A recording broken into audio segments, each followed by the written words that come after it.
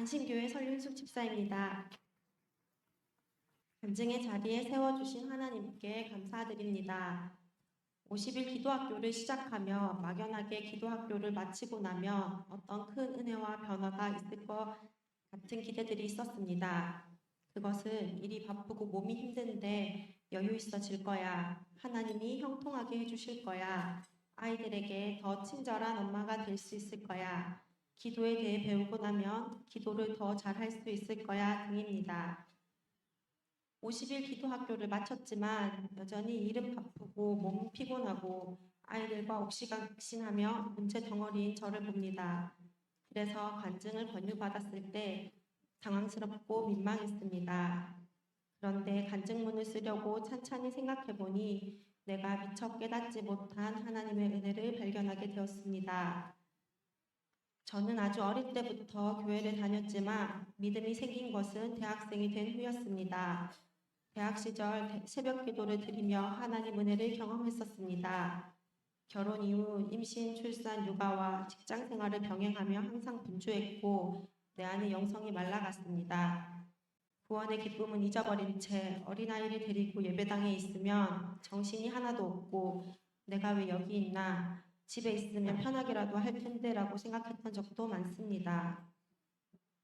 매달릴 곳이 하나님밖에 없음을 알기에 억지로 기도 시간을 만들어 보기도 했지만 오래 가지 못했습니다.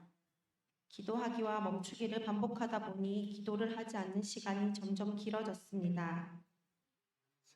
이러한 무기력 중에 50일 기도학교는 제게 도전으로 다가왔습니다. 하나님이 나를 위해 준비해 두신 기회라는 감동이 강하게 들었습니다. 사울이 바울이 되었던 것 같은 은혜를 저도 경험할 것 같은 기대였습니다. 50일을 이어가면서 기도는 하나님의 일이라는 것과 기도의 응답은 이미 준비되어 있다는 것에 대해 알았을 때 마음이 뜨거워졌습니다. 매일 강의 주제를 놓고 기도할 때 기도가 막히지 않는 것도 놀라웠습니다. 50일의 막바지에 이르렀을 때 하나님은 제 안에 있는 죄의 습관과 쓴뿌리를 직면케 하셨습니다. 이제껏 그 죄들은 제가 기도를 포기하는 쪽으로 작용했었는데 이제는 회개하며 죄로 물드는 스스로를 보며 더욱 기도하게 되었습니다. 죄인이지만 회개함으로 기도하며 빛 가운데 나아갈 때 참 기쁨을 회복시키시고 찬양하게 하시는 하나님을 경험하고 있습니다.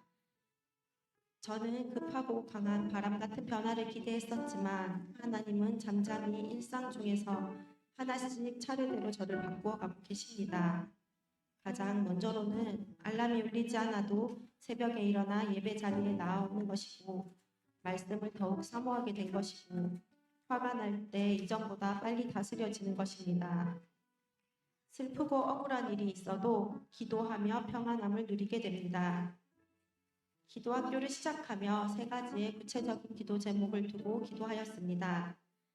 첫 번째는 50일 완주하여 기도의 습관을 만드는 것이었고, 두 번째는 우리 가정이 말씀 기준으로 연합하고 주님의 사명을 감당하는 것, 세 번째는 새학기를 앞둔 자녀들에게 믿음의 친구들을 붙여주시는 것이었습니다.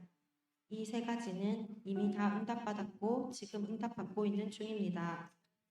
하나님은 기도학교 이전의 저보다 지금 분명 더 예수님을 닮게 해주셨습니다.